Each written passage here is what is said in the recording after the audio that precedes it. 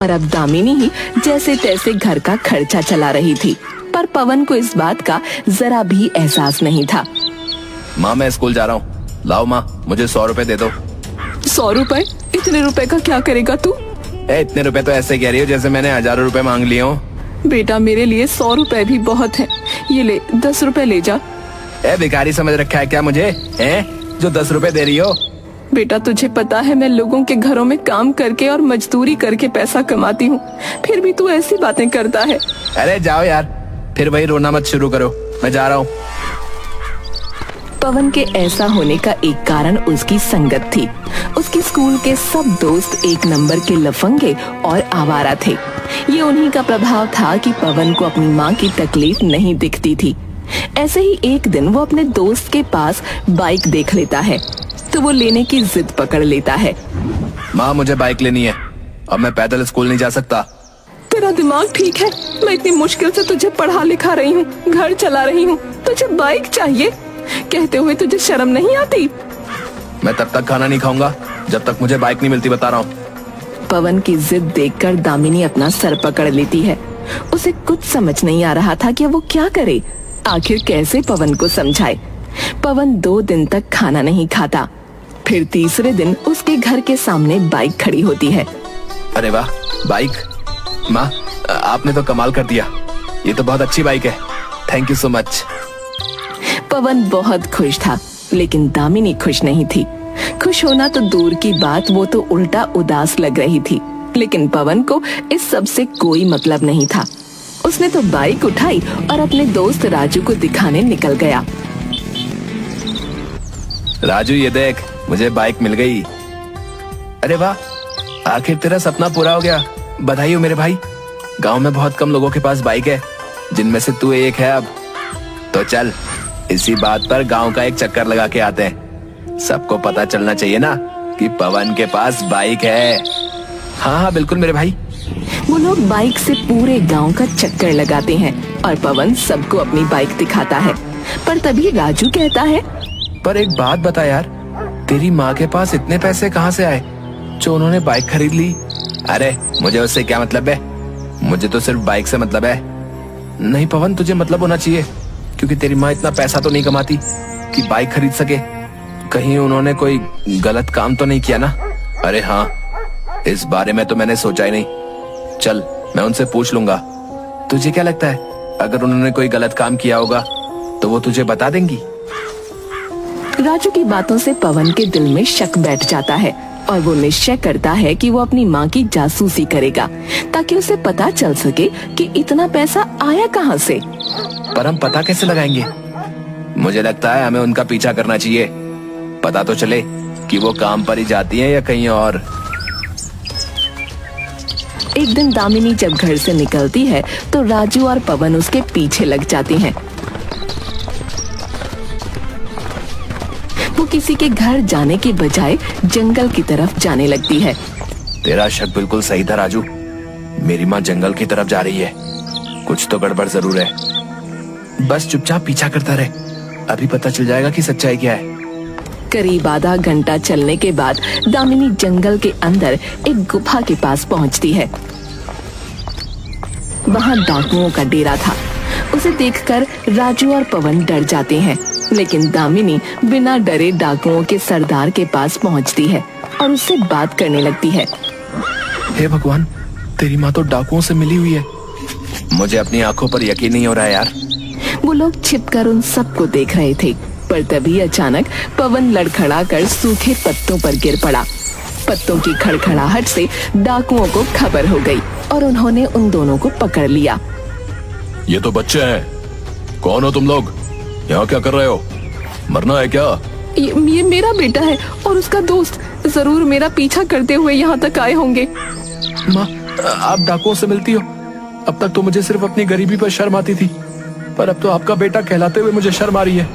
ए बच्चे, तमीज से बात कर, वरना बताऊं तुझे अभी। पर ये चल क्या रहा है? मेरी माँ यहाँ क्या कर रही है? शांत हो जाओ, मैं सब सच बताती हूँ। दामिनी बताती है कि जब वो छोटी थी तो उसके पिता उसकी माँ को बहुत मारा करते थे। उसका एक छोटा भाई भी था जिसे ये सब बिल्कुल अच्छा नहीं लगता था। और वो अपने पिता से जब तब लड़ता रहता था। एक बार उन्होंने उसे मारने की कोशिश की, पर उसी दिन गांव में डाकुओं का हमला हो गया।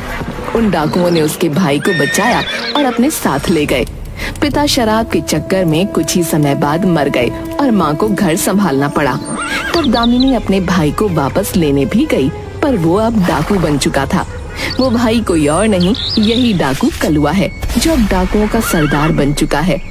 मतलब ये डाकू तेरा मामा है? बताओ माँ, क्या सचमुच ये मेरे मामा है? हाँ, और इतने सालों बाद मैं इसके पास इसलिए आई क्योंकि तुमने मुझे मजबूर कर दिया। वो बाइक इसने ही दिलाई है। हे भगवान, मेरा दिमाग समझ नहीं पा रहा है कि ये क्या हो रहा है। तुम्हारे मामा डाकू जरूर हैं, पर इसने हमेशा गरीबों की मदद करी है। अमीरों से लूट कर गरीबों को देना ही इसका काम है। मैंने तो अब तक मना कर रखा था कि मेरी कोई मदद ना करे, पर तुम्हारी वजह से मुझे इसके पास आना पड़ा।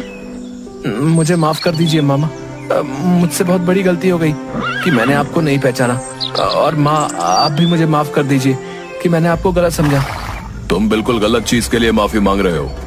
माफी तुम्हें इसलिए मांगनी चाहिए क्योंकि तुमने अपनी गरीब माँ को परेशान किया। वो इतनी मेहनत और ईमानदारी से काम करके तुम्हें पढ़ा लिखा रही है, और तुम उससे ऐसी फिजूल की चीजें मांग रहे हो जिनके लिए उसे मेरे पास आना पड़ा। तो आप बाइक वापस ले लो ना, मुझे वो बाइक नहीं चाहिए। नहीं नहीं, जो मैं दे चुका सो दे चुका, वो वापस नहीं लूंगा। ठीक है, पर मुझे अपनी गलती का पश्चाताप करने का मौका दीजिए। मैं चाहता हूँ कल रात का खाना आप हमारे घर हमारे साथ खाओ। क्यों माँ, सही रहेगा ना? अरे नहीं नहीं, इसकी कोई जरूरत नहीं है। नहीं कलुआ, पवन बिल्कुल सही कह रहा है। तुझे हमारे घर आना चाहिए। वैसे भी बहुत समय हो गया है, हमने साथ बैठकर खाना नहीं खाया। चलो ठीक है, मैं आऊंगा। इसके बाद वो तीनों वहाँ से लौट जाते हैं। अगले दिन कलुआ डाकू उनके घर रात के खाने के लिए आता है। वो साथ में बहुत सारे तोहफे भी लाया होता है। अरे, इसकी क्या जरूरत थी भाई? अरे रख लो, पहली बार तुम्हारे घर आया हूँ, इतना तो बनता है। चलो ठीक है। अच्छा पवन बेटा, जाओ जाकर अपने दोस्त राजू को भी बुला लाओ, वो भी हमारे साथ खाना खाएगा तो अच्छा लगेगा। पवन राजू को बुलाने चला जाता है। इधर कलुआ दामिनी से कहता है, मैंने अपना पूरा जीवन डकैती करते हुए गुजार दिया। मैं बिल्कुल भूल चुका था कि एक परिवार में रहना कैसा होता है, पर अब मैं थक चुका हूँ इस जीवन से। मैं सोच रहा हूँ पुलिस को सरेंडर कर दूं। अरे पर क्यों? क्योंकि तुम लोग अब मुझे वापस मिल गए हो। अब अगर मैं कभी पकड़ा गया तो उसमें तुम लोगों पर भी आंच आएगी। और वैसे भी कोई अच्छा काम तो नहीं किया है मैंने, इसलिए सोच रहा हूं कि लूटा हुआ सारा सामान सरकार को सौंप दूं और सरेंडर कर दूं। तुम ये कैसे कह सकते हो कि तुमने कोई अच्छा काम नहीं किया? तुमने गरीबों की मदद करी है। हाँ, पर अमीरों को लूट कर। अच्छा छोड़ो ये सब बातें, चलो हम लोग खाना खाते हैं।